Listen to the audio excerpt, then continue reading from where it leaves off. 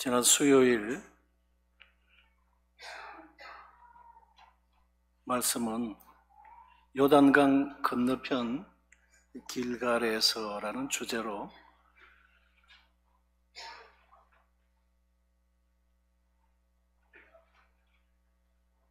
(440년의) 지난 과거의 삶을 회고하고 또 앞으로 이제 그들 앞에 펼쳐질 역사에 대해서 우리가 살펴보는 또 귀한 시간을 가졌습니다. 하나님께서 강한 손을 이스라엘 백성들 앞에 펼쳐 보여주셨습니다. 그것은 인간으로서는 불가능한 일을 하나님께서 저들 앞에 역사로 나타내 주셨던 사건이었습니다. 출애굽 1세대들에게는 홍해 바다를 가르쳐 주셨고 출애굽 2세대들에게는 요단강을 갈라주게 하셨습니다. 그리고 저들로 마른 땅을 밟고 건너게 하셨다고 하는 것이었습니다. 인류 역사 이래로 이와 같은 전무후무한 사건은 없었던 것이었습니다. 이제 이 백성들은 믿음으로 창이라는 요단 강물을 발로 밟고 들어가는 제사장들을 저들이 목도하면서 과연 어떤 일이 전개될까 저들이 바라보고 있었습니다. 그러나 하나님께서 저들로 요단강으로 들어가라고 명하셨던 것이었습니다. 인간으로서는 불가능했지만 하나님께서 명하신 그 말씀대로 제사장들이 흘러내리던 그 요단강을 믿음으로 짓밟아 버렸을 때에 흘러내려가던 물들이 급속히 흘러가되 하나님께서 두부 자르듯이 그 요단강을 갈라놓아 버리셨던 것이었습니다. 그리고는 저들 앞에 마른 땅이 되도록 하셨던 것이었습니다.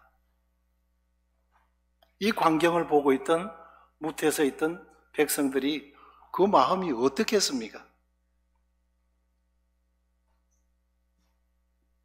우리들이 믿고 섬기는 하나님이 이런 하나님이라는 사실에 저들은 그 경이로움 앞에 놀랐을 것입니다. 그리고 한 중앙에 제사장들이 언약궤를 메고 굳게 섰던 그곳에서 12개의 돌을 취해서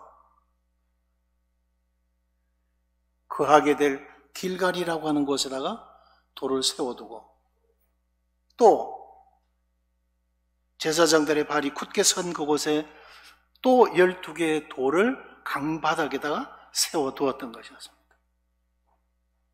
그리고는 백성들이 다 건너고 이제 뒤따라서 제사장들이 언약궤를 메고 무트로 발을 옮겼을 때 그동안 짓눌려 오던 그 수압에 의해서 그 엄청난 쌓여있던 요단 강물이 굉음을 내면서 강바닥에 쏟아져 있던 12개의 돌 위를 쏟아졌던 것이었어요. 분명히 저들은 강둑에서 그들의 시야에서 영원히 사라져버리는 12개의 돌을 목도했을 것입니다. 다시는 그곳에서 찾아낼 수 없도록 다시는 그 돌을 볼 수 없도록 그들의 시야에서 영원히 사라져버리게 한 그 12개의 돌. 그들은 깊이 그들의 마음속에 새기고 있었을 것입니다.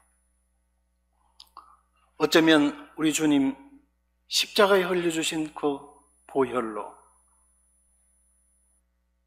우리의 죄가를 옮기시되 동이 서에서 먼 것 같이 그 심판의 죄를 우리가 찾을래야 찾을 수 없도록 완전히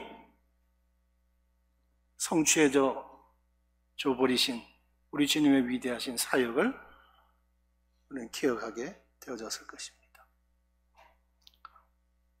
하나님께서 이 백성들에게 말씀하셨습니다. 내가 왜 이 강한 큰 손을 너희들 앞에 펼쳐 보였느냐? 그 이유는 두 가지였던 것이었습니다. 땅의 모든 백성에게 여호와의 손이 강하시다고 하는 것 나타내시고자 하심이셨고, 또 둘째로는 너희가 너희 하나님 여호와를 어떤 하나님으로 알고 너희들의 평생에 영원히 그분을 경외하고 섬겨야 될 것인가를 그들의 마음속에 각인시키도록 해 주셨다고 하는 것이었습니다. 이제 그들은 약속의 땅으로 들어갔습니다. 그런데 그 땅의 특징을 알고 가야 된다고 하는 것이었어요. 이 땅은 창세기 15장에서 아브라함, 그들의 믿음의 조상인 선조 아브라함에게 약속하셨던 땅이었습니다. 그리고 모세를 통해서 아브라함과의 그 약조를 상기하도록 신명기에서 말씀한 땅이었습니다. 그리고는 시방은 여호수아에게 다시 아브라함에게 약속하셨던 그 땅이라고 하는 것을 모세에게도 다시 한번 상기시켜주신 땅이었습니다. 이미 얻도록 보장된 땅이라는 거죠. 그러나 두 번째, 하나님께서 주신 땅이지만 싸워서 얻어야만 되는 땅이라는 것이었어요. 어린아이들은 생각을 할 것입니다. 왜 하나님이 그 전능하신 하나님, 그 하나님께서 주시마 약속하셨던 땅이면 굳이 싸우지 않아도 취할 수 있는 땅이었지 않느냐? 그런데 왜 굳이 꼭 싸워야만 되느냐? 하는 이런 의구심을 어린아이들의 마음에는 가질 수 있었을 것입니다. 그러나 이스라엘의 역사는 전쟁의 역사였습니다.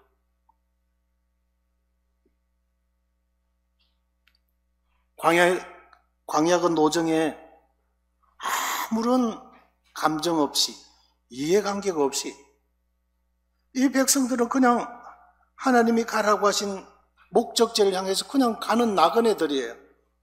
그런데 이들을 가만두질 않았습니다.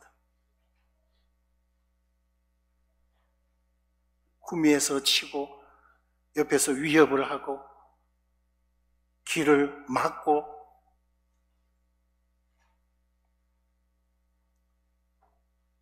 그냥 길만 열어달라. 너희들의 물을 우리가 공으로 먹지 않겠다. 음식이 필요하면 우리가 돈을 주고 사 먹겠다. 그러는데도 그들은 시비를 걸고 그 길을 열어주지 않았던 것이었습니다. 그러나 모압과는 다투지 말고 에돔과도 다투지 마라. 에돔은 야곱의 형 에서의 후손들이고 모압이나 암몬은 룻의 후손들인 것이었어요. 그래서 그들과는 다투지 마라. 막으면 돌아가고 그들과는 다투지 마라고 하셨어요. 그러나 그 외에 아모리 족속들 시온과 옥에 대해서는 또 다르게 대하셨던 것이었습니다.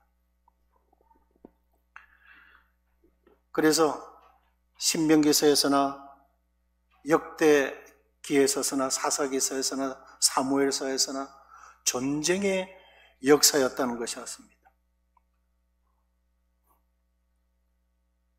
이 원주민들과의 불가피한 전쟁,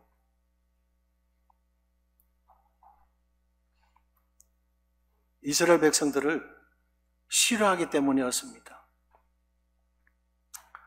또 신약 시대에 있어서도 하나님으로부터 부름받은, 하나님의 선택함을 받은 그리스도인들에 대해서도 이 세상은 거부하는 것입니다. 싫어하는 것이었어요.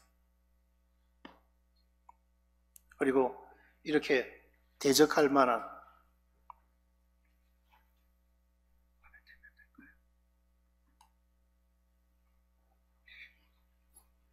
그동안 안 나왔는 보이죠?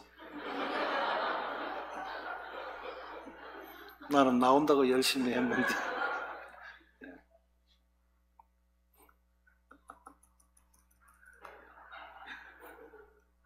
지난 수요일 날 다 말씀들을 드린 내용들입니다. 그래서 이 원주민들과는 하나님의 선민은 불가피한 관계가, 전쟁의 관계가 될 수밖에 없었습니다. 이 신약 시대에 있어서도 세상이 너희를 미워하고 싫어하는 것은 세상이 나를 미워하고 싫어하고 거부하기 때문이다. 에클레시아, 너희는 세상에서부터 불러낸 무리다. 내가 너희를 불러내었기 때문에 내 말을 너희들이 순종하고 따르기 때문에 나를 미워하기 때문에 너희들을 미워한다는 것이었습니다.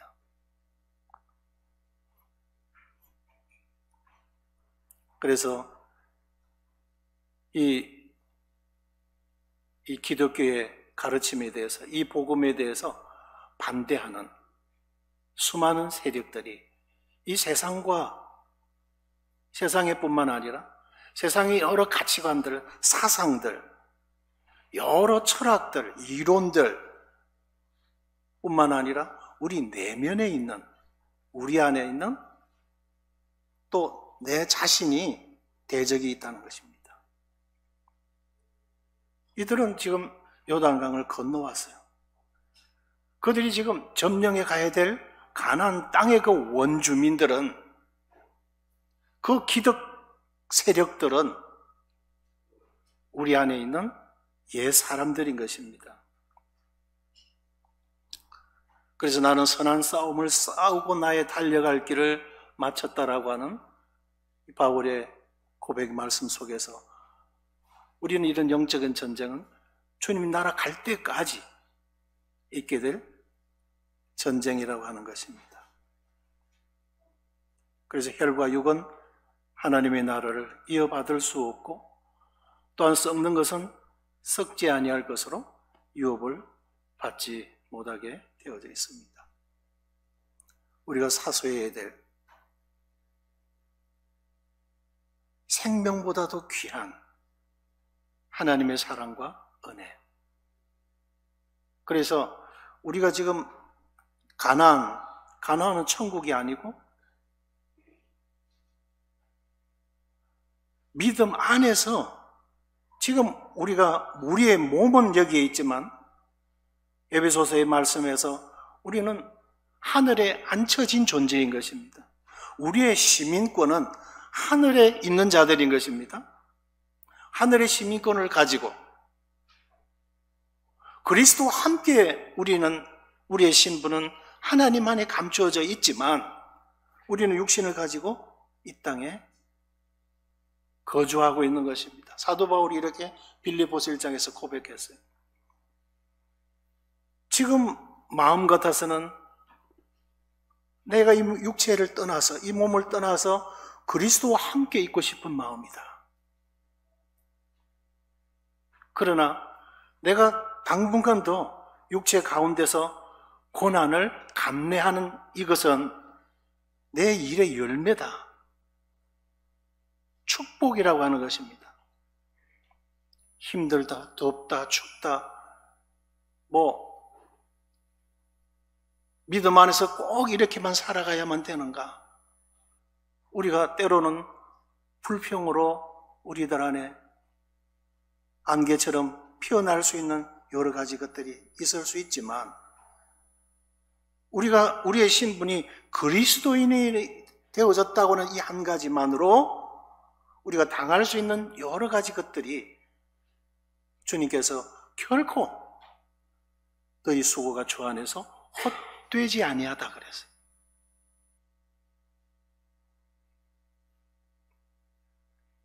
그래서 내 일의 상급이다 이렇게 말씀했습니다.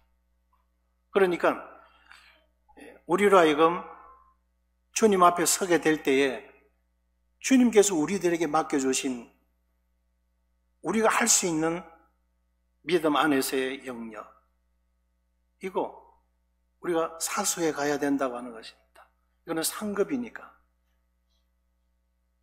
그냥 그저 의무감에서가 아니라 그저 상을 받기 위해서라고 하기보다도 내게 나를 믿으시고 내게 이런 일들을 맡겨주신 우리의 주님이 어떤 분이시냐 하는 것이죠.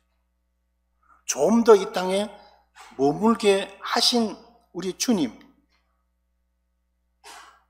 대해서 우리가 감사한다면 현재 우리에게 주어진 어떤 힘든 역경과 고난이 있다 할지라도 우리는 감사함으로 감내하게 되어질 것입니다. 주님 분명히 말씀하셨어요. 내가 속히 오겠다. 네가 가진 것을 굳게 잡아 아무도 내 면류관을 빼앗지 못하게 하라 그러셨어요.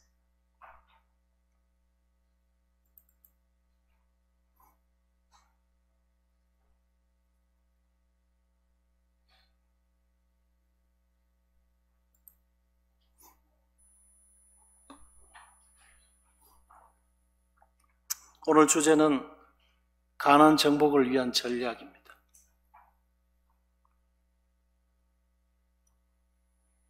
가나안 정복의 결격 사유가 발생했어요. 지금 우리가 여호수아서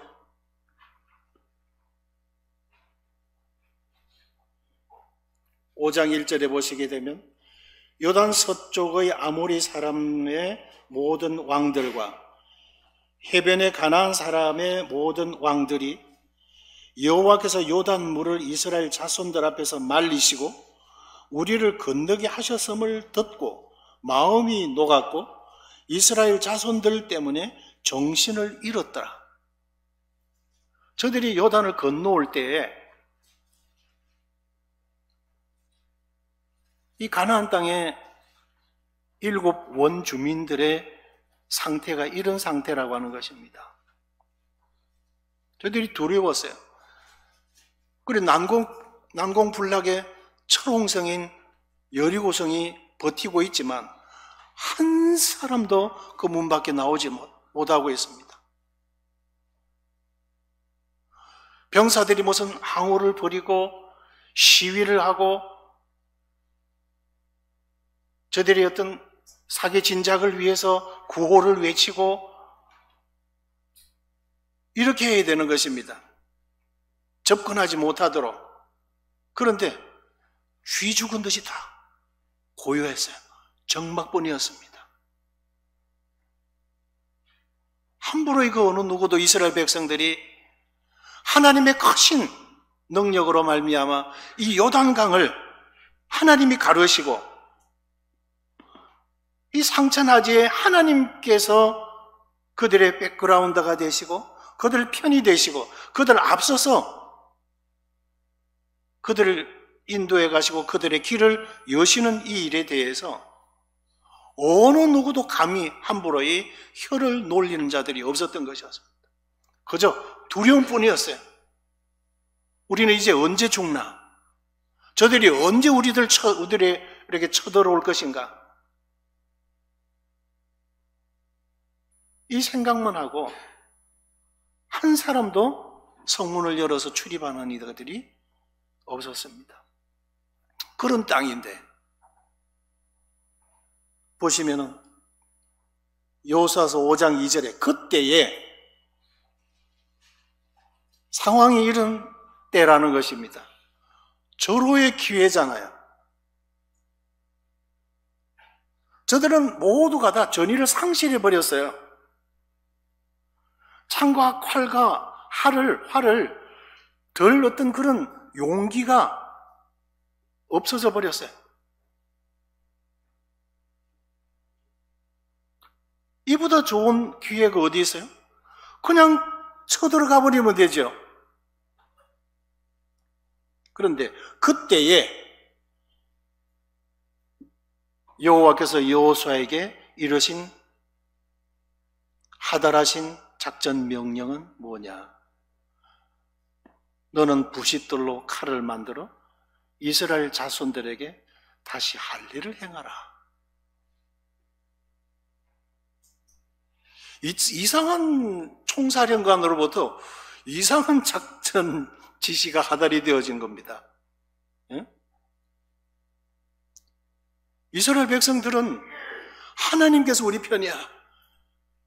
그 크신 능력의 손으로 우리들 앞에서 이 홍해 바다를 갈라놓으셔서 와, 우리들에게 마른 땅을 밟고 건너가도록 하셨다. 신나잖아요. 저들은 혼자 사기가 충천해 있습니다. 용기가 아주 100배예요.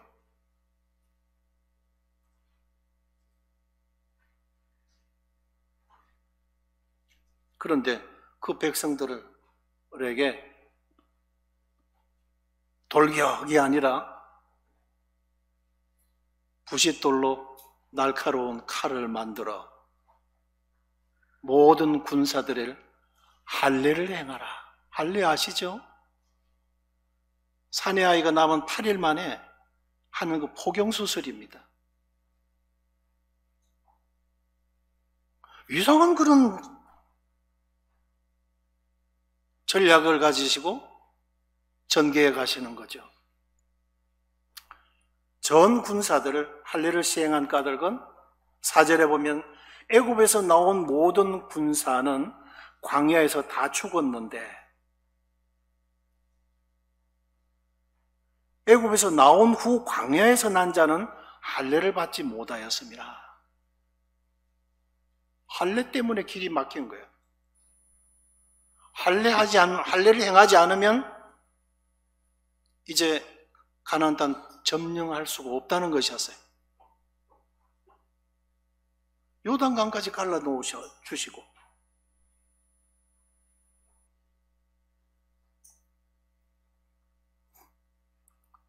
무엇이 그렇게 그 정도로 할례가 중요하고 시급했냐 이거죠. 이 대적들의 마음이 지금 다 녹아서 정신이 없는 이 기회가 우리들 앞에 놓여져 있는데 여러 백성들이 다양한 생각을 가지고 제시할 만한 의견들이 어떤 것일까를 생각해 보았습니다. 성경에 없는 거예요. 우리는 적진에 이미 진입해 있다. 적들이 다 7 부족들이 모두가 좀 긴장한 가운데 이 백성을 살피고 있어요. 척후병들이 그냥 바로 망원경이 있으면은 바로 보면은 이 백성들이 무슨 짓을 하고 있는가를 다 정보를 수집할 수 있어요.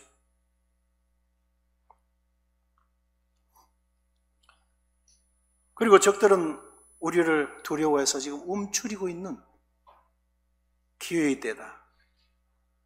군사들이 저는 할례를 받으면 우리에게 주어진 기회는 위기로 반전될 수 있다. 사기 저하가 되고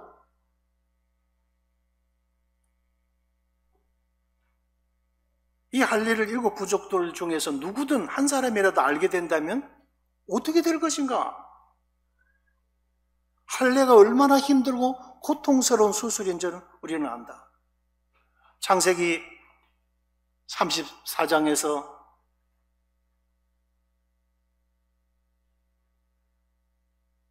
시므온과 레위가 그 여동생 디나를 하몰의 아들 세겜이 강간을 해버렸어요.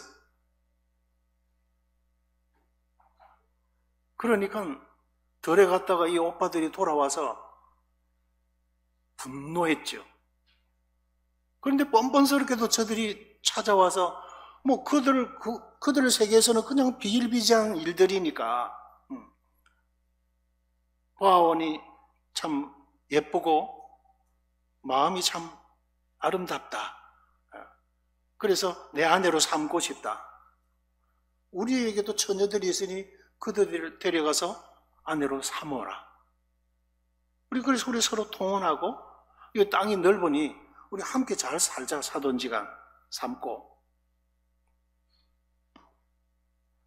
그래서 여기 시몬과 레위가 제의를 하죠. 거짓말로. 우리는 할례 받은 백성들이기 때문에 자네들 할례 받지 않은 백성들과 우리가 통혼할 수 없다. 그러나 할례를 행하면 가능하다. 아, 그러냐? 그래서 세겜이 아비 하몰에한테 가서 사실을 말씀을 드리고 이 세겜 땅에 있는 모든 남자들을 전부 할례를 행했어요. 그들은 물론 계획이 있습니다. 이 유목민들이잖아요. 야곱이 바단 아람에서 올 때에 가축들을 많이 끌고 왔거든요. 결국은 저거 우리 것이 될 수 있다. 이렇게 해서 이제 세겜이 그 부족들을 설득을 시킨 것이에요. 모두 다 할례를 행했어요. 3일차 되는 날 모두가 고통스러워하고 있을 때 이 병사들을 데리고 들어가서 저들이 칼을 잡고 엉거주춤해서 싸울 수가 없어요. 거의 무방비 상태로 있는 저들을 전부 다 죽였어요. 그리고는 막 약탈을 하고 여인들을 끌어다가 포로로 데려오고, 그리고 그 사건에서 보면 적어도 수술을 하고 7일 내지 열흘 정도는 그 완치가 되려면 그 기간이 걸리는 것입니다. 자, 이 적진에 지금 우리가 진입해 들어온 상태에서 적들이 다 지금 주변에 에워싸 있는 상황에서 우리가 전부 그렇게 군사들이 다 할례를 행해버리면 적들이 이 낌새를 알고 싸움을 걸러 오면 누가 일어나서 싸우겠느냐. 걱정거리죠. 걱정할 만한 거리들이에요.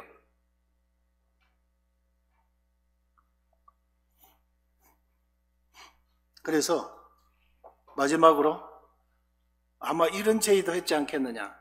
다 우리가 다 정복하고 가나안 땅 우리가 평정을 시킨 다음에 그 다음에 여유가 있지 않느냐.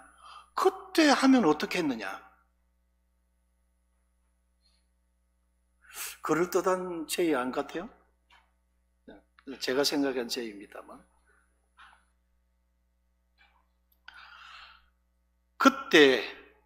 그때는 하나님께서 사실 은혜를 베푸는 때입니다.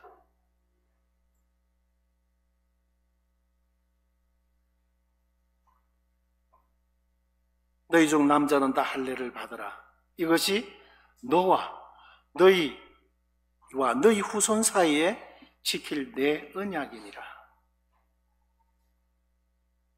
너희는 포피를 베어라. 이것이 너와 너희 사이에 언약의 표정이라. 그래서 난지 남자들은 8일 만에 할례를 받을 것이니라. 그래서 할례는 하나님의 언약이었어요. 할례 받지 아니한 남자 곧 그 포피를 베지 아니한 자는 백성 중에서 끊어지리라 그랬어요. 그가 내 언약을 배반하였습니다. 그러니 할례를 행하지 않고, 그래, 기본이 순종할 기본이 되어 있지 않은 가운데서 그 땅을 상속받을 수가 없다는 것입니다. 행함이 없는 믿음 자체가 죽은 것이고, 진정한 믿음이 있다면 행동할 것이라는 거죠. 이들은 광야 노중에 오면서 할례를 행치를 못했었어요. 뭐 어떤 이유였든 간에 할례를 행하라고 하신 말씀 앞에 순종하지 않았기 때문에 광야 노중에 태어난 아이들을 할례를 행할 수가 없었다고 하는 것입니다. 하나님께서 참아 오셨어요. 기다려 오셨어요. 그리고 이제 더는 여기서 약속의 땅을 향해서 이제는 정벌에 들어가고 확보해 가고 하나님이 주신 것을 이제 누려가야 되는데 할례 없는 백성으로 그런 일을 할 수가 없도록 하나님 하셨다는 것입니다. 그래서 여호수아 5장 4절에 그 나온 백성은 다 할례를 받았으나 5장 7절에 그들의 대를 잇게 하신 이 자손에게 여호수아가 할례를 행하였으니, 이 말씀 속에 대를 잇게 하셨을지라도 할례를 행하지 아니하면 대를 이을 수가 없다고 하는 것이 그 뜻이 7절에 내포되어져 있는 것입니다. 그래서 구약의 할례 언약은 선민이라 할지라도 할례를 받지 않으면 할례 받지 않은 그 불순종으로 말미암아 대에서 끊어진다고 하는 것이었어요.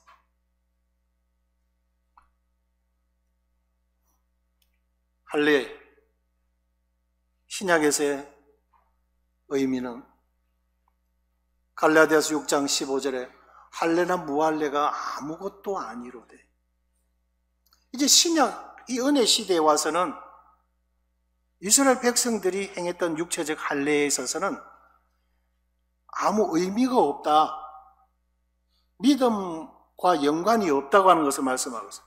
할례나 무할례가 아무것도 아니다. 오직 새로 지으심을 받은 것만이 중요하니라. 거듭나는 것, 거듭난 새 생명이 중요한 것이다. 그러니까 네가 율법을 행하면 할례가 유익하나 범하면 내 할례가 무할례가 되느니라. 613가지의 율법 조항이 있는데 그것을 다 지켜 행할 수 있으면 할례도 행하라 이거예요. 예수님께서 그 율법이 완성이시고 마침이 되시는데 믿으면 해결될 것을 613가지 플러스 할례. 그래서 하나님으로부터 옳다 인정함을 받는 오는 것이 쉬워요.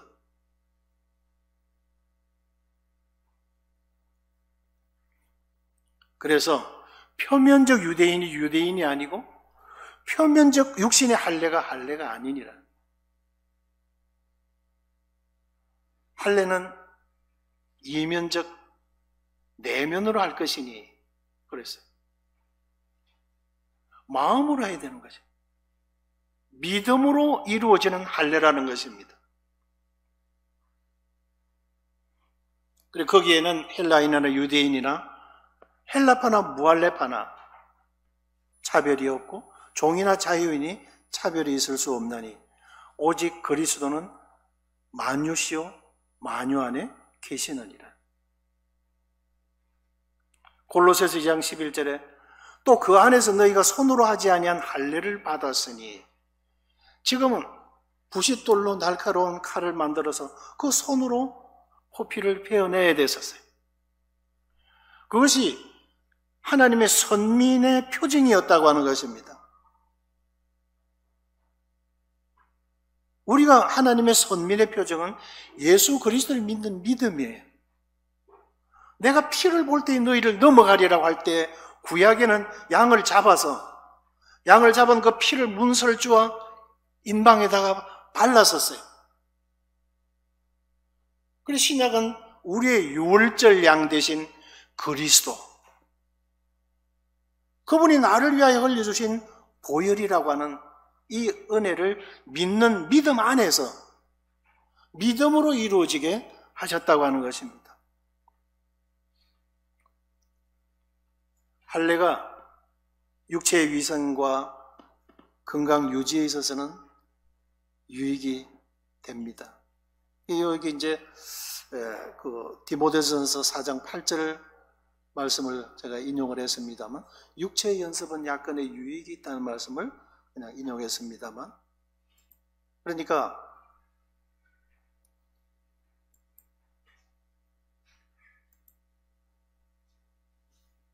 넘어가야 되겠어요. 뭐냐면 미국 미네소타주에 있는 메요 클리닉이 3년 연속으로 미국 의료계에 있어서 병원에서 그 모든 서비스나 질이나 진료나 치료 모든 분야에 있어서 1위를 했다. 3년 연속으로. 근데 메요 클리닉에서 병원이죠. 산부인과에서 부인과 쪽에 발생하는 암을 가지고 그 병원에 입원해 있는 480명 정도를 대상으로 검진을 했을 때에 자궁암 환자가 유대계에서는 한 사람도 없었다는 것이에요. 유대인들에게 있어서. 그들은 할례 백성들이잖아요. 씻고 세척하는 부분에 있어서는 그들은 아주 율법대로 하는 사람들이요. 청결. 그래, 하나님은 위생의 하나님이에요. 중세 유럽의 흑사병으로 거의 1억 명 가까이 죽었을 때 유대인들은 안 죽었어요. 물론 유대인들을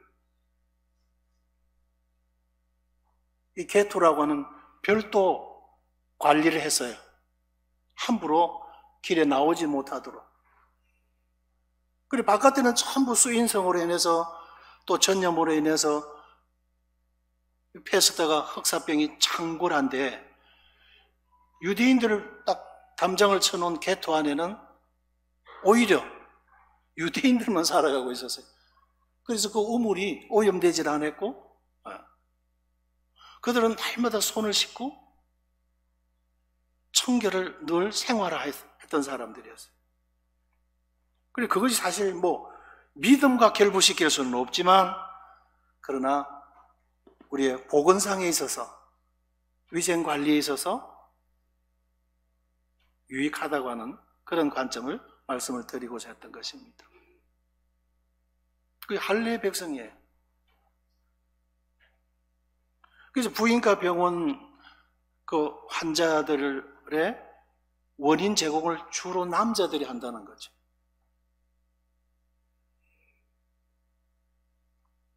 물론 이제 잘못된 생활에서도 올 수 있습니다만, 이 신약에서의 할례의 의미는 그리스도 안에서 거듭남과 영적인 해방을 의미한다.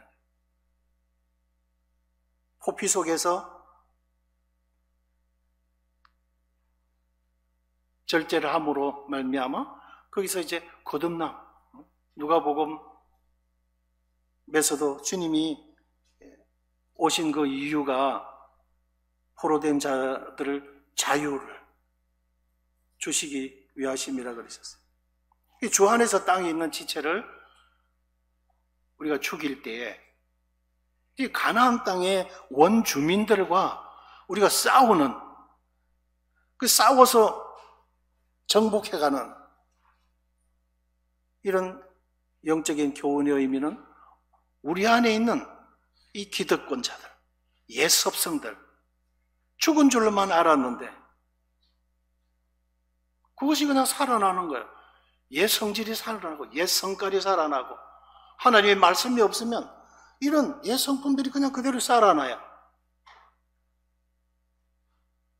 이게 싸워야 돼. 우리가 우리의 의지적으로 이것을 말씀 앞에 굴복시켜 가야 되는 것이죠. 이것이 가나안 안에서의 전쟁이다 하는 것이었다는 거죠. 그래서 골로새 3장 1절에 이하에 보게 되면 그리스도와 함께 우리가 다시 살리심을 받았으면 위의 것을 찾아라 하는 것이었죠. 그리고는 우리 땅의 지체를 죽여라. 우리 안에서 우러나오는 이 옛 섭성들, 죄성들이 이 골로새서 1장 지금 3절, 4절, 5절 무엇을 짓밟아버려야 되고 죽여야 되고 무시해버려야 되고 이런 그 생각들이 솟아날 때마다 우리 뿌리채 뽑아버려야 되고 그 대적이 어떤 대적들이냐 하는 목록들이 쭉 골로새서에 나온다고 하는 것입니다. 길갈은 가나안 정복의 작전본부다. 이제 두어 차례 반복되는 말씀이기도 합니다만 이 길갈에다가 12개의 돌을 세워두었습니다. 이 돌을 바라볼 때마다 하나님의 권능의 큰 손을 이들은 체험하는 것입니다. 우리들 앞에 그 기적의 손을 피셔서 저 요단강을 하나님이 갈라놓으셨던 하나님이었어요. 마른 땅을 밟고 건너도록 해주셨던 하나님입니다. 이런 하나님이 우리 하나님입니다. 우리가 믿는 하나님이라는 것이죠. 그 증거로 그 강바닥 가장 깊은 곳에서 건져내온 12개의 돌이 그들의 진영에 세워져 있는 것이죠.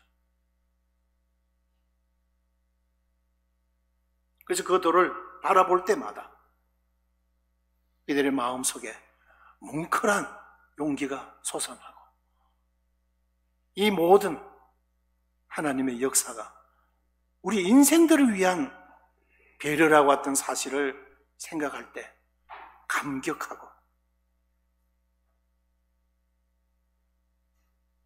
우리의 소망을 이 살아계신 하나님께 두고 살아간다고 하는 것, 이거 얼마나 다행한 것인가 하면서 다시 한번 재장전하는, 그리고는 재충전이 되어지는 이 12개의 돌이라고 하는 것입니다. 그리고 신앙이 무엇인가를 보여주신 표징이다. 인간의 가능성을 가지고 우리가 가는 것이 아니라는 것입니다. 이 믿음의 길은 우리가 생각했을 때, 가능했을 때 가는 것이 아니라고 하는 것이었어요. 하나님께서 가라고 하셨느냐 이거죠. 그래서 더디 가더라도 돌다리 두드리듯 주님이 내게 약속하셨느냐, 뭐라고 하셨느냐, 그러면 된 거예요.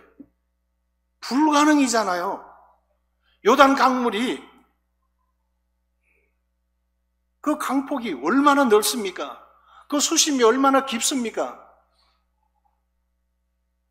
이 200만이 어떻게 가축들을 거느리고 그걸 건너갑니까? 불가능하죠. 그러나 하나님께서 가라고 하셨으면 가능한 것이죠. 하나님이 명령하셨으면 그냥 우리는 죽으라 하고 믿음의 발을 내디디면 되는 것이었어요.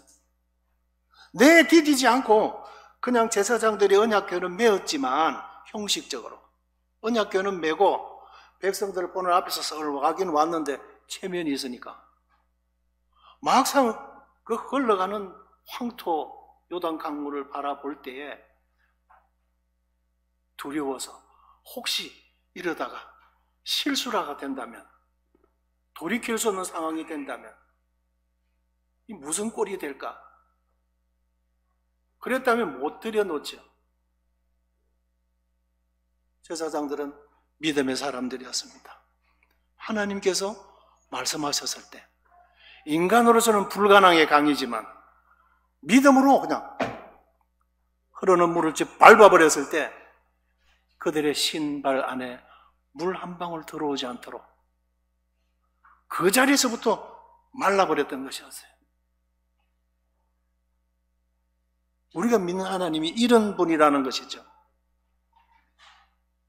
지금은 과거의 역사 속에 있습니다. 그러나 그들 앞에 12개의 돌이 정표지요. 우리가 믿는 하나님은 그런 하나님이라는 것. 그분이 말씀하셨으면 이렇게 된다고 하는 것. 그리고는 우리가 다음 세대, 이 돌들을 바라보는 다음 세대들이 물을 거라는 거죠. 왜 어른들은 자꾸 저 돌 앞에 서 계시죠? 저 돌의 의미가 뭐예요? 왜 돌을 쳐다보고 계세요? 우리 하나님께서 우리를 애굽에서 건져내실 때 홍해 바다를 가르시고 마른 땅을 밟도록 건너게 하시더니 이 앞에 있는 저 요단강도 하나님께서 그렇게 요단강을 가르시고 마른 땅을 우리들 앞에 펼쳐주셔서 너희들이 다 건너게 되었느니라. 자, 이 사실을 이야기해주는 아버지는 그랬다고 그래. 이렇게 할 거예요? 그랬던 것 같은데 뭐 이렇게 할 거예요? 그런 하나님이야. 그렇게 하셨어. 우리에게도 그렇게 약속하신 대로 이루어 주실 거야. 이것을 다음 세대에 가르쳐 주라고 하는 것이죠.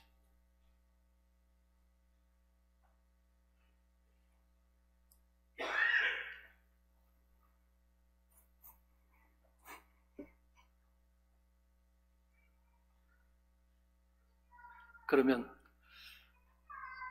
팩트가 된 사실적인 나의 기념비는 뭘까?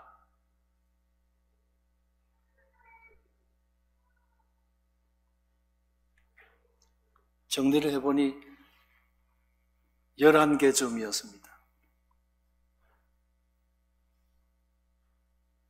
지금 길갈에는 12개의 돌이 세워져 있는데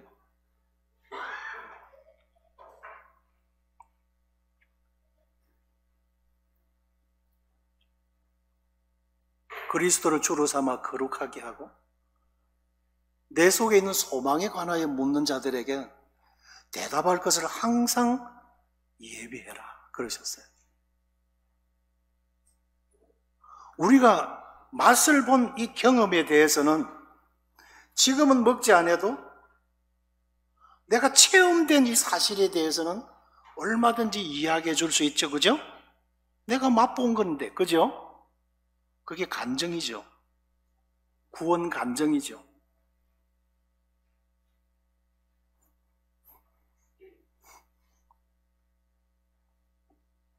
그래서 길갈의 기념석이 이스라엘 백성들에게 이런 특별한 의미, 이런 역사적인 기념비인 것처럼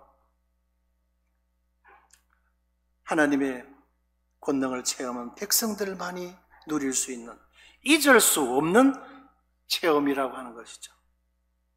그래서 내 인생에 있어서 또 내 사역에 있어서 이정표가 된 첫 번째 돌이 이 창세기 4장 1절로 저는 5절의 말씀입니다. 여호수아가 이 기념석을 길갈에 세우고 400년 광야에서 40년 이 440년의 세월을 함께 하신 하나님의 은혜의 역사를 회고하면서 이 돌을 볼 때마다 그 심령에 새롭게 되어졌듯이 받는 자보다 주는 자가 복되다고 하신 우리 주님이 우리 안에 이루어 주신 우리를 구원해 주신 이 구원의 확정을 한 말씀들을 뭘 믿어요? 어떻게 믿어요? 구원받았다고요? 그게 뭐예요? 우리 주변의 사람들이 물어올 때 우리는 어떻게 우리 입에서 뭐 침이 튀길 정도로 신나게 간증할 수 있죠. 그게 뭐 주저하고 뭐 손이 뒤통수로 가서 껄쩍거리고 뭐 몸에 주리를 털고 어색한 표정으로 사람 앞에서 나를 시인하면 하늘에 계신 내 아버지 앞에서도 내가 너를 시인할 것이지만 사람 앞에서 나를 부인하면 하늘에 계신 내 아버지 앞에서 너를 부인하리라 그러셨어요. 그러니까 그 말씀은 믿었으면 확실하다고 하는 것이죠. 확실하다면 믿음인 것이죠.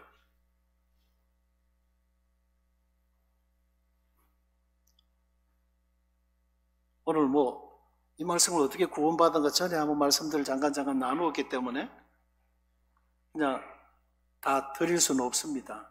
그냥 이런 것들이다 하는 것만 보여드리겠습니다. 하나님께서 저로 하여금 서원의 기도를 하게 하셨습니다. 요한복음 15장, 에스겔서 15장을 통해서 그것이 서원의 기도인 줄 몰랐어요. 그런데 어느 날 네가 서원하였거든 갚기를 더디 말라. 그 말씀이 그냥 문득 떠오르는 것이었어요. 도대체 그 말씀이 어딘가 하면 언젠가는 들어도 본 것 같고 본 것은 같은데 어디에 있는지를 몰랐어요. 76년도에. 그래서 그 말씀을 밤새 그냥 성경 66권을 다 뒤져가지고 전도서 5장 5절에 있는 것을 발견했습니다. 아, 그러면 내가 어떤 서원을 드렸지? 하니까 이제 이 에스겔 15장, 요한복음 15장 말씀이 기억이 나는 거죠. 그렇게 해서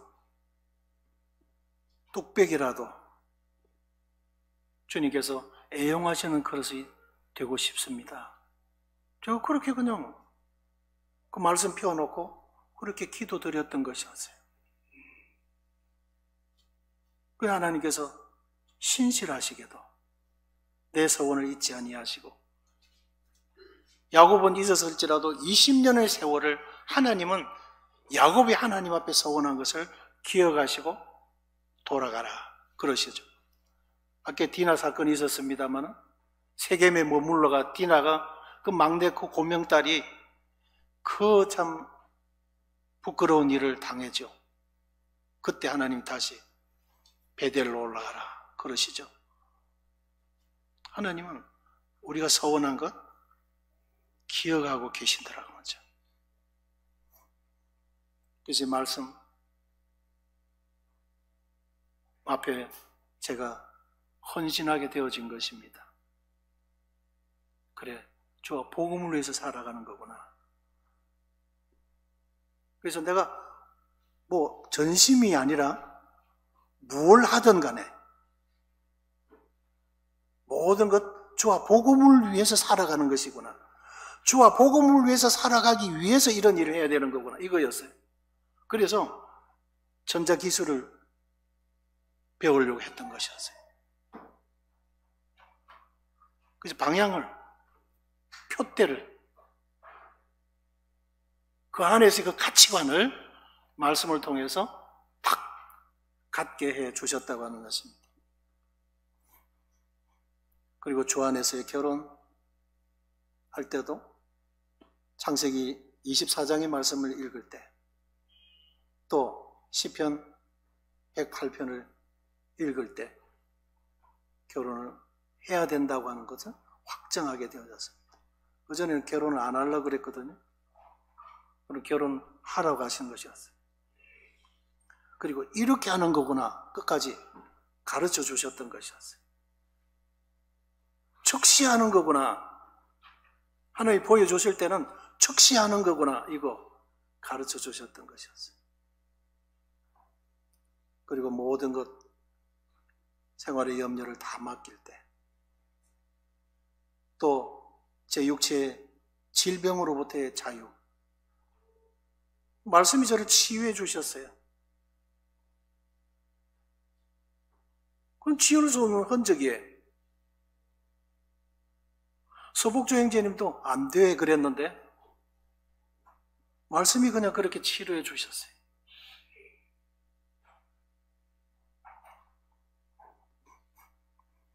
자녀의 양육권에 있어서 다윗의 간증을 통해서 제 간증이 되게 하셨어요. 내가 어려서 늙기까지 의인이 버림을 당하거나 그 자손이 걸식함을 보지 못했다. 저는 종일 꾸어주니까 자손이 복을 받는도다 그러셨어요.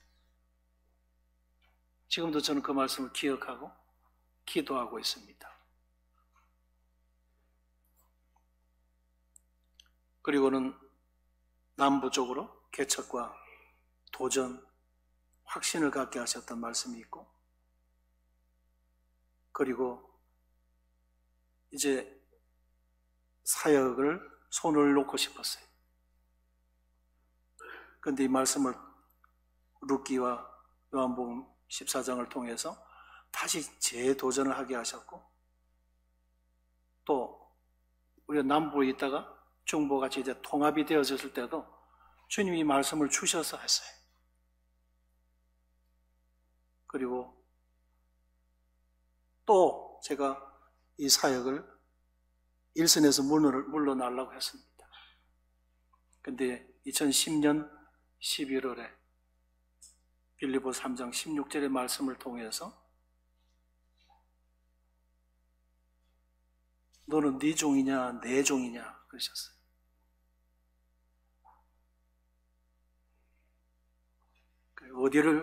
어디까지 이르렀든지 지금은 그대로 행하라 하신 것이었어요.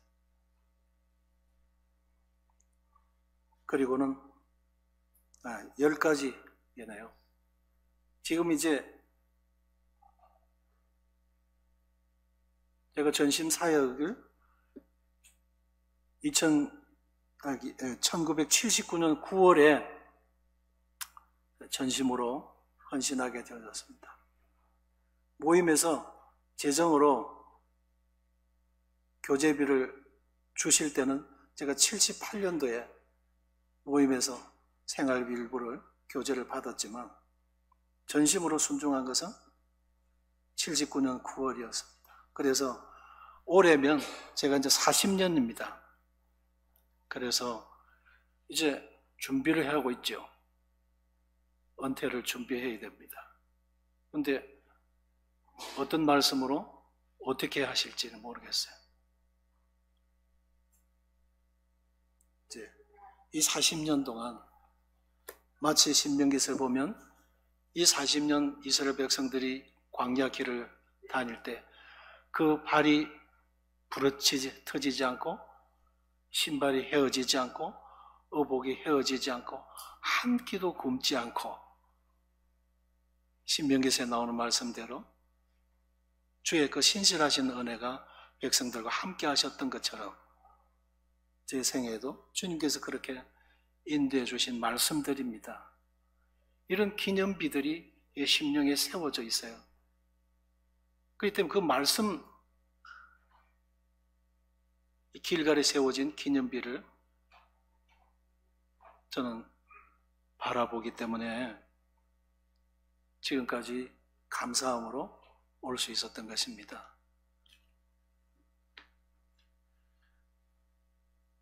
어떤 기념비들이 계세요? 어떤 기념비가 세워져 계세요? 주님이 어떤 말씀들로 현재를 살아가게 하고 계십니까? 내가 직장에 충성해야 될 그 이유가 어디에 있다고 하십니까? 우리는 다 나그네들이에요. 오늘이라도 주님 부르시면 우리는 미련 없이 가야 될 사람들입니다. 그러나 살게 하시는 날 동안까지 우리의 표대를 분명하게 해 가야 될 것입니다. 길갈의 기념비 이제부터 세워가시기를 바랍니다. 여기까지 말씀을 마치겠습니다. 기도드리겠습니다. 은혜로우신 아버지 하나님,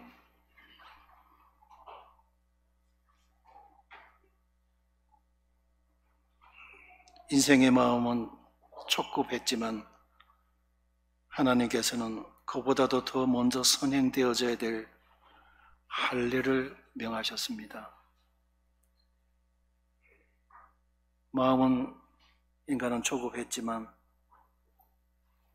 하나님께서는 먼저 우리들 안에 선행되어져야 될 사실이 있었기 때문에 3일 동안 그들로 지체케 하셨습니다. 그들의 중심에 길갈에 세워진 12개의 돌을 날마다 바라봄으로 용기 백배하게 하시고 새로운 힘이 솟게 하시는 하나님의 강하신 손길을 감사를 드립니다. 사랑하는 성도님들이 하루하루를 이 기념비 앞에 서서 주님 바라보고 일과를 시작하게 해 주시고 우리가 매 순간 어떤 선택을 하고 결정을 내리게 될 때에 주님께 여쭙고 주님이 주시는 약속의 말씀 의지해서 분명한 행동 취하게 해 주시옵소서. 그래야 주님 영광을 받으시옵소서. 주 예수 그리스도의 거룩하신 이름으로 감사하오며 간절히 기도드리옵나이다. 아멘. 수고하셨습니다.